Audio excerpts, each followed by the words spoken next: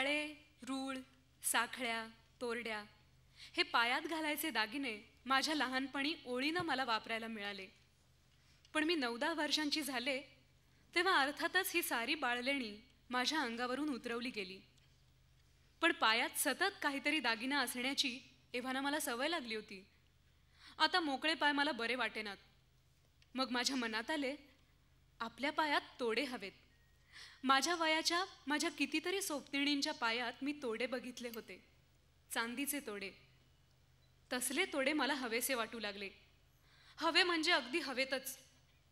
ते तोडे पायात घालून मी कधी परकराचा ओचा सावरून झोकात पावलं टाकीन असं मला होऊन गेलं. रात्रंदिवस तोड्यांचा विचार मनात येत राहिला. एक दिवस मी माझी हौस घरात बोलून दाखवली. आधी नेहमीसारखे त्या हौसेचे हसरे कौतुक झाले. आजोबा मला म्हणाले, आता काय तोडे घालून मिरवायची लहर आली? बरं बरं, करूया हां तुला तोडे. आता दसरा येईल ना, तेव्हा करू तोडे तुझ्यासाठी. आता मी तोड्यांचा ध्यासच घेतला. रुसणे, रडणे, हातपाय आपटणे या पोरवयातल्या साऱ्या शस्त्रास्त्रांचा वापर करण्यास मी सुरुवात केली. तोडे ही माझ्या बाबतीत भयंकर हळवी बाब होऊन बसली. ते ध्यानात आले तेव्हा घरातली इतर माणसे तोड्यांवरून मला चिडवू लागली. मग काय, कुणी तोडे हा शब्द तोंडातून काढायचा अवकाश मी चिडून भोकाड पसरू लागले. त्यातच एक दिवस आमच्या शेजारी राहणारी माझी मैत्रीण तारा नवे कोरे चमचमते तोडे पायात घालून ते मला दाखवायला मिरवत आली. मग मात्र माझ्या सहनशक्तीची मर्यादा संपली. मी आता तोड्यांसाठी थैमान घातले. घरातल्या माणसांना जीव नकोसा केला. शेवटी एकदा रागारागानं आई आजोबांना म्हणाली, आणा ते तोडे एकदाचे, त्याशिवाय ही बया कुणाला चैन पडू द्यायची नाही. मग आजोबांनी घरातले जुने काही चांदीचे दागिने मोडीत घातले आणि सोनाराकडून मला तोडे घडवून आणले. तोडे घरात आले त्या दिवशी माझ्या आनंदाला पारावार राहिला नाही. तोडे चांगले घसघशीत भरीव होते आणि त्यांची शिंदेशाही घडण सुबक होती. लसणीच्या पाकळीसारख्या ठोसर दिसणाऱ्या पिळदार कड्या घट्ट एकमेकींना बिलगलेल्या आणि खालीवर पुन्हा बारीक गुंफणीनं त्या एकीत एक गुंतवलेल्या. तोड्यांच्या तोंडाशी बारीक कड्या आणि त्यातून घालायची मळसूत्राची छोटीशी खीळ. लखलखते तोडे बघून माझा जीव हरकला. मी दोन्ही पाय पुढे पसरून आईला म्हणाले, घाल तोडे माझ्या पायात. आईनं खीळ काढली, तोडा माझ्या पायात घातला. कडीत कडी अडकवून खीळ बसवली. मग दुसराही तोडा तसाच पायात घातला, त्यालाही खीळ बसवली. माझे पाय मलाच किती साजरे सुबक दिसू लागले. आई म्हणाली, पाय पसरून काय बसलीस? नवे तोडे घातलेस ना, उठ आता, घरात सगळ्यांच्या पाया पड. मी उठून उभी राहायला गेले आणि मला धक्का बसला. तोडे हा शब्द जसा भरीव जड, तसेच ते तोडे झमकन वजनदार होते. मी उठले तो पायाना हिसकाच बसला, जसे काही माझे पाय खालून कुणी धरून ठेवलेत. तो अनुभव नवा, भयावह होता. आतापर्यंत वाळे, साखळ्या, तोरड्या मी सतत पायात वागवत आले होते, पण त्यांनी मला आपलं अस्तित्व अशा वजनदारपणांना जाणवून नव्हतं दिलं कधी. वाळे पोकळ असत, साखळ्या तोरड्यांचे पायावर उळणे सुखावह वाटे. तोड्यांनी प्रथमच मला आपले वजन दाखवले. त्यांचा घट्ट आग्रही विळखा पावले जखडणारा होता आणि त्यांचा जडपणा माझ्या स्वातंत्र्यावर आक्रमण करणारा होता. माझा चेहरा गोरामोरा झाला असावा. आई हसून म्हणाली, जड होत आहेत का ग तोडे? नाहीच मुळी, जड कशानं होतील? मी बळेच म्हणाले आणि तोड्यांचे वजन शोषित पावले टाकू लागले. तोडे जड असेनात का? ते दिसायला छान होते. माझी एक मोठी हौस फिटली होती. संध्याकाळ झाली की आम्ही सारी मुले मुली मिळून घरामागच्या अंगणात हुंदडत असू. लपंडाव, ठिकरी असे खेळ खेळत असू. खापराची ठिकरी पाय उडवत उडवत धावणे हा आवडता खेळ होता. तोडा घातलेल्या जड पायाने ठिकरी उडवणे अशक्य झाले. लपंडावात, शिवाशिवीत आता कुणीही मला सहज पकडावे, शोधून काढावे, कारण तोड्यांमुळे माझे धावणेच संपुष्टात आले.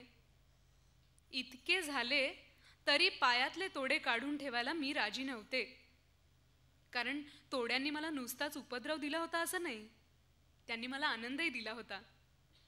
पाऊल उचलताना तोड्यांचे वजन पूर्वी त्रासदायक वाटे, आता ते वजनही पायांना बरे वाटू लागले. चालण्यात एक आब आला. गती मंदावली. पायातल्या तोड्यांचा जडपणा सांभाळत डौलाने चालताना आपण कुणीतरी आहोत असे उगाचच वाटून जाईल. आणि लखलखते शुभ्र तोडे तर दिसायला खरोखरच सुंदर होते. माझ्या पायात तोडे आल्यापासून मैत्रिणीत सुद्धा माझा भाव जरासा वाढला होता. घरात दुपारच्या वेळी बायका निवडणे टिपणे करीत एकदा मी त्यांच्याबरोबर तांदूळ निवडीत बसले होते आणि तोड्यांचा विषय निघाला तेव्हा आजी म्हणाली, एवढेसे तोडे तर हे पाय दुखतात म्हणून रडत बसते. माझ्या लग्नात मला तोडे घातले होते त्याचं वजन 1.25 असेल. पण असे जड तोडे पायात घालून आम्ही नदीवरून दुडीच्या खेपा आणत होतो बरं. पायात जड तोडे असले म्हणजे पोरींचं चालणं सुधारतं.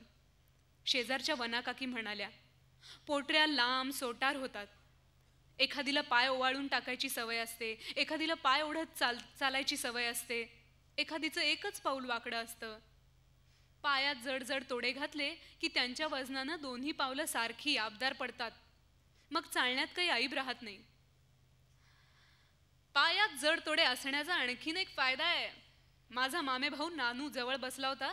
तो गंभीर चेहरा करून म्हणाला, पोरींना नवऱ्याच्या घरून पळून जाता येत नाही.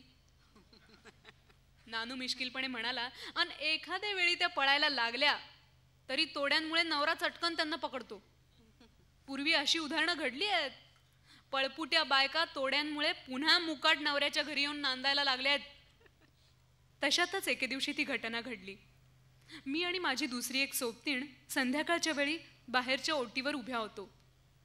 इतक्यात कोणाच्या तरी डोक्यात कल्पना आली, ओटीवरून उडी मारायची आणि कुणाची उडी अधिक लांब जाते ते बघायचे. आम्ही ईर्षेने चढाओढीने उड्या मारू लागलो. उड्या मारताना पायातल्या तोड्यांचा मला अडथळा होऊ लागला. जो अडथळा होऊ लागला तो मला जास्तच चीड आणि चेव येऊ लागला. दातोट खाऊन मी उड्या मारू लागले.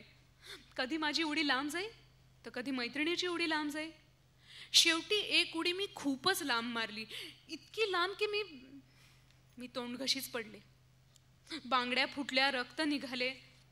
पायातला एक तोडा घोट्यावर इतक्या जोराने आदळला की रक्ताची धार लागली. पुढे व्हायचे ते सगळे सोपस्कार झाले. माझ्या अगोचरपणाबद्दल मला बोलणी बसली. मग हातांवर घोट्यावर आईनं हळदीचा लेप लावला आणि ती म्हणाली, तोडे काढून टाक आता, ते पुष्कळ झालं. तोडे नाही काढायचे हां. मी वरकरणी जोरात म्हटले, पण आता पाय ठसठसत होता. आईनं हलक्या हातानं खीळ फिरवून तोडे पायातनं अलगद काढले. मी कणता कणता आईला चोरून हळूच हसले. तोडे काढल्यामुळे माझा जीव कसा हलकाफुल झाला होता. शरीराला पुन्हा पंख फुटले होते. गावामध्ये गाव, खेड वस्तीला चांगला, वेशीशी शोभतो हनुमंताचा बंगला. खेड गाव बाई कोण्या हौशाचं राऊळ, मारुती शेजारी आहे शनीचं देऊळ. भल्या पहाटे माझघराच्या काळोखात मिणमिण त्या दिव्याचा पिवळा उजेड मंद पसरलाय. भिंतीवर चित्रविचित्र सावल्या गूढपणे हालतायत. उशाशी जातं घरघरतंय. ताज्या दळलेल्या भाकरीच्या पिठाचा खमंग हवा हवासा वास नाकाला जाणवतोय. मी जवळच्या अंथरुणावर तोंडावरून गोधडी पांघरून निजलेली आहे. तरी गोधडीच्या आवरणातूनही जात्याच्या घरघरीत मिसळलेले आजीच्या ओव्यांचे शब्द आणि सूर मनात हळुवारपणे झिरपतायत. आजच्या या प्रौढ वयातही कधीतरी खूप लवकर मला अकस्मात जाग येते. भोवतालच्या परिस्थितीचा विसरच पडतो. मन भूतकाळात शिरतं आणि अनेक वर्षांपूर्वी घेतलेला हा अनुभव पुन्हा साक्षात होतो. माझ्या आजोळच्या माझघरात बिछाण्यावर पडल्या पडल्या आजीच्या ओव्या मी ऐकत राहते. पुन्हा बाळपणात जाते. खेड माझा आजोळ. बाळपणी अगदी पहिल्यांदा खेडला गेले ती पुरी वर्षभर तिथे राहिले. तेव्हापासून तो नंतर माझ्या शाळेच्या आणि कॉलेजच्या शिक्षणाच्या काळात मी अधूनमधून पण सतत खेडला येतच राहिले. एमएच्या पहिल्या वर्षाच्या वेळी मी तिथे गेले. ती आजारामुळे जवळजवळ 6 महिने मी खेडला राहिले. माझ्या आजोबांनी वाड्यातच नवं घर बांधलं होतं, पण वाडा तोच होता, परिसर तोच होता. माझा आवडता कडुनिंब अजून तसाच आपल्या जागी उभा होता. या मधल्या काळात मला कवितेची गोडी लागली होती. मी खूप कविता वाचत होते आणि स्वतःही कविता जुळवण्याचा छंद लावून घेत होते. घराच्या अंगणात माझ्या आजीनं हौसेनं सुरेख फुलबाग केली होती. रात्री 2-2 वाजेपर्यंत अभ्यास केल्यानंतर शीण घालवण्यासाठी मी जेव्हा माडीच्या खिडकीशी उभी राही, तेव्हा खालच्या बागेत फुललेल्या मोगऱ्याच्या फुलांचा दरवळ वाऱ्यावर वाहत येऊन मला बिलगे. वर नजर टाकली तर आभाळातल्या टपोर चांदण्या लखलखताना दिसत. त्या चांदण्या इतक्या जवळ वाटायच्या, जरा हात वर केला तर 2-4 चांदण्या सहज खुडून घेता येतील असं मनात यायचं. तो मोगऱ्याचा वास, तो निश्चल काळोख, आभाळभर लखलखणाऱ्या त्या चांदण्या, हे सगळं बघताना, अनुभवताना भूत, भविष्य, स्वप्न यांचा एकच गोंधळ माझ्या मनात उडून जाईल.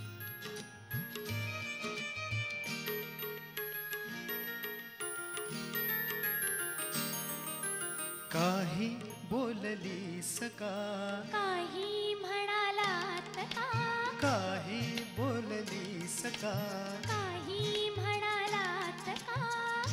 मला वाटलं तुला काही सांगायचं. मला वाटलं तुम्हालाच बोलायचंय. काही बोललीस का, काही म्हणालात का.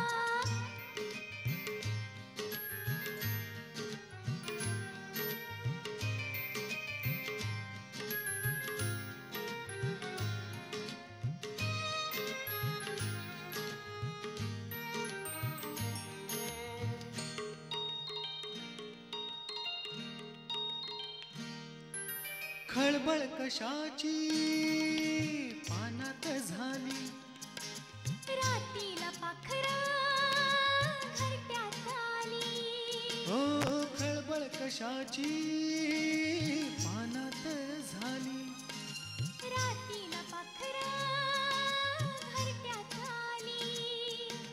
पंखात पंख लाडकासा डंख, पंखात पंख लाडकासा डंख, चोचीत चोच कशी मिळते आहे. काहीतरी नवेच कळते आहे, काहीतरी नवेच कळते आहे.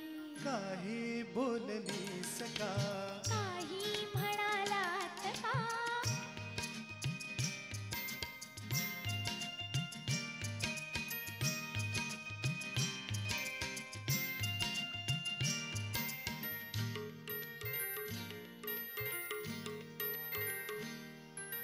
प्रहरा मागून जाती प्रहर, वाऱ्याला थंडीची हलकी लहर.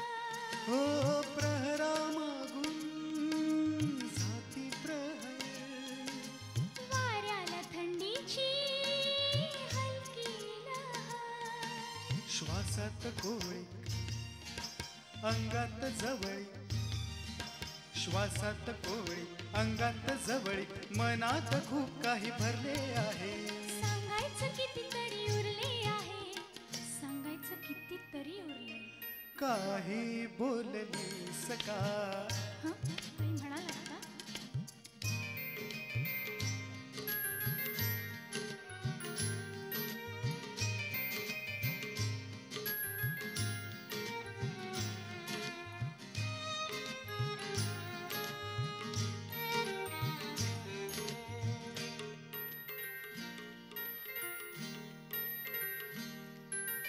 अंधार मऊ मऊ दाटून आला.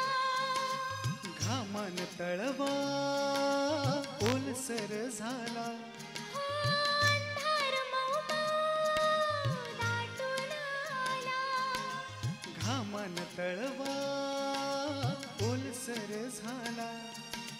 पंधराची फडफड काळजात धडधड, पंधराची फडफड काळजात धडधड, वेगळेच काहीतरी घडते आहे. जीवाचे पाखरू उडते आहे, जीवाचे पाखरू उडते आहे. काही म्हणालात का काही बोललीस का, काही म्हणालात का काही बोललीस का. मला वाटलं तुला काही सांगायचंय.